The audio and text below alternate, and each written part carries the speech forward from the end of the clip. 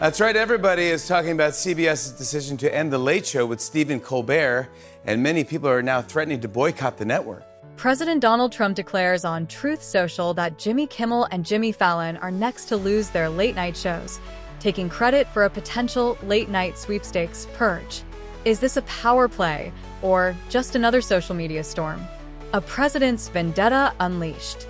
In a blistering Truth Social post on July 22, 2025, President Donald Trump didn't just celebrate the cancellation of The Late Show with Stephen Colbert.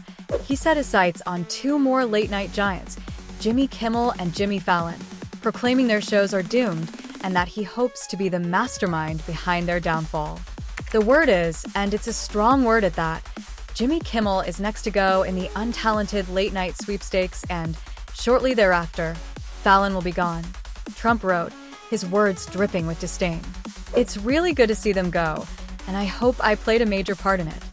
This audacious claim has sent shockwaves through Hollywood, igniting a firestorm of reactions from fans, celebrities, and the hosts themselves. Is Trump's influence really reshaping late-night TV, or is this just another chapter in his long-running feud with the comedians who've mocked him for years? Trump's war on late-night comedy. The saga began on July 17, 2025, when Stephen Colbert announced the shocking cancellation of The Late Show, a ratings juggernaut that had dominated late-night TV for over 30 years. CBS cited financial reasons for the decision, claiming it was not related in any way to the show's performance, content, or other matters happening at Paramount. But the timing raised eyebrows, coming just days after Colbert slammed CBS's parent company, Paramount Global, for paying Trump a $16 million settlement over a lawsuit alleging deceptive editing in a 60 Minutes interview with Kamala Harris. Trump wasted no time gloating. I absolutely love that Colbert got fired. He posted on Truth Social, calling the host talent, even less than his ratings, and setting his sights on Kimmel and Fallon. His attacks didn't stop there. He labeled Kimmel as having even less talent than Colbert and dubbed Fallon the moron on NBC who ruined the once great Tonight Show. Trump even threw in a plug for Fox News' Greg Gutfeld, claiming he's better than all of them combined. The late-night community didn't take this lying down.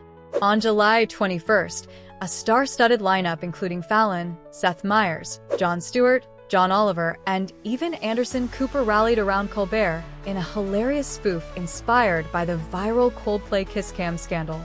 But Trump's latest salvo on July 22nd escalated the feud, putting Kimmel and Fallon directly in his crosshairs.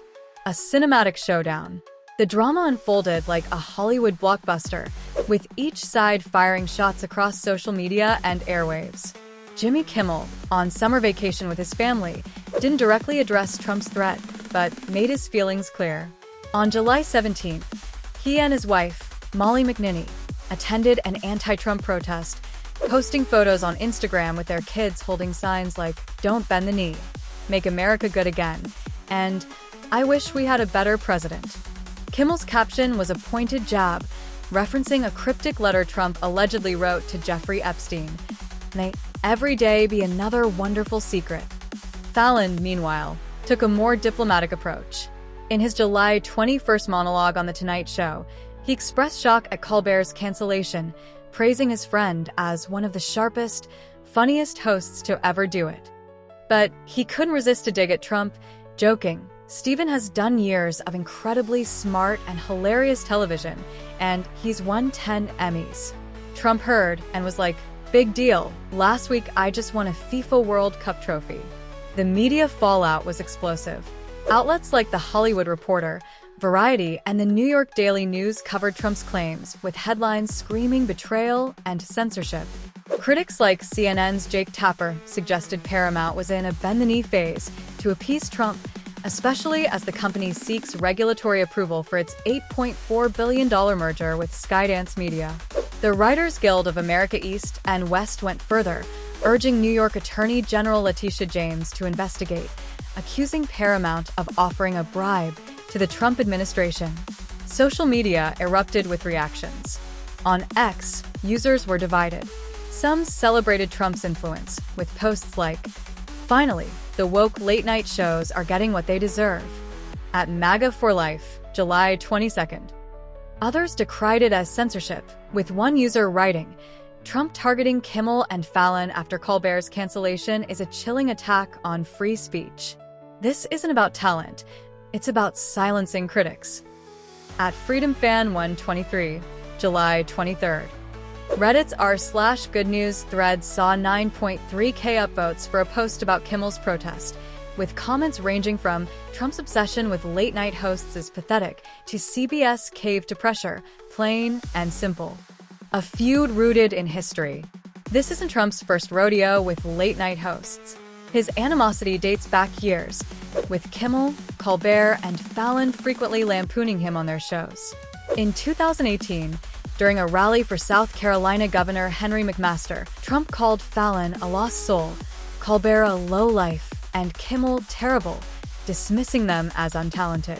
Kimmel's feud with Trump hit a high note at the 2024 Oscars, where he read a scathing Truth Social review from Trump live on air, quipping, "Isn't it past your jail time?" Colbert, too, has been a thorn in Trump's side, building his ratings dominance by skewering the president with sharp political satire.